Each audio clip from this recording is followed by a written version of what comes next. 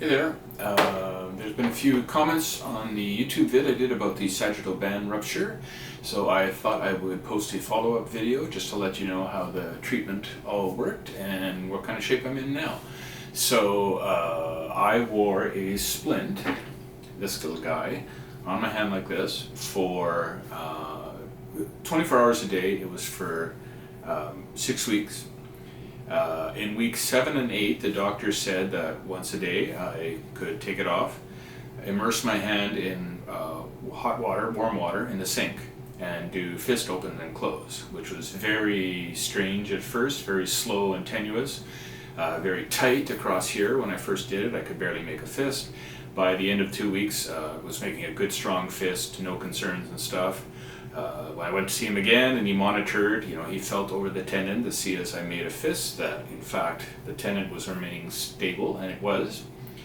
So the next step was that instead of wearing the splint, just these two fingers were taped together. And the point of that was he did not want this finger deviating off to the right, because if he did, it would make a curve and it would put extra strain on that tendon to pop off. So I wore these two fingers taped together for another 2 weeks, continued doing my fist exercises and such.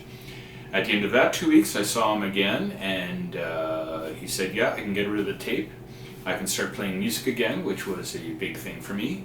And I was to do a follow-up in a few weeks to ensure that everything was going okay. So I did that, and then even with the tape on, I was doing a little bit of music, cheating, kind of doing octaves where I only used these 2 digits. So I could accompany myself a little bit with a bass line on the keyboard. That was a little iffy because with these 2 fingers stuck together, it kind of put a strain, doing the stretch. But I lived with it just because I was anxious.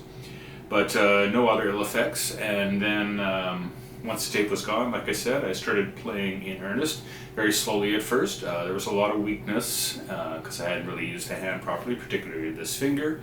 So I went slow. Primarily I just played harpsichord because the touch on it is very light, so it put very little load on the hand.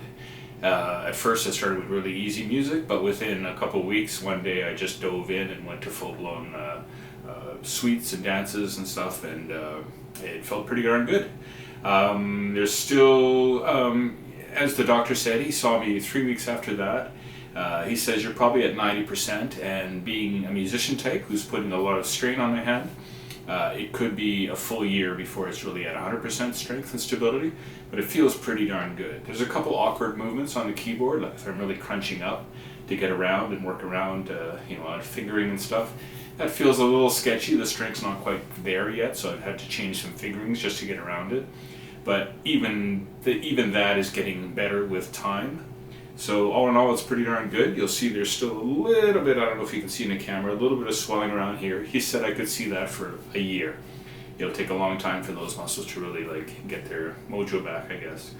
But overall, it's been very successful. It's working really well. I've been playing clavichord, which is a lot more load on the hands in terms of having weight behind them and stuff compared to the harpsichord. But I'm having to spread that out, only playing clavichord every couple days and then alternating with harpsichord just to take the load off my hands, because it's going to take a little while for those muscles to really get their full strength back, and I want to give them recovery time and not push it. But overall, I would call it a success story. I have 2 hands again. They're solid. The tendon is stable across here. When I make a fist, that's a heck of a lot of load, but it's just fine. It's not jumping off to the side or anything like that, so it looks like this band right here has completely knit itself back together and is now stabilizing the tendon like it should be, and it's a success story. And according statistically, 90% of cases are done with a splint and it's successful. Well, I guess I'm part of the 90%. No surgery required. Thumbs up. Thanks to my doctor.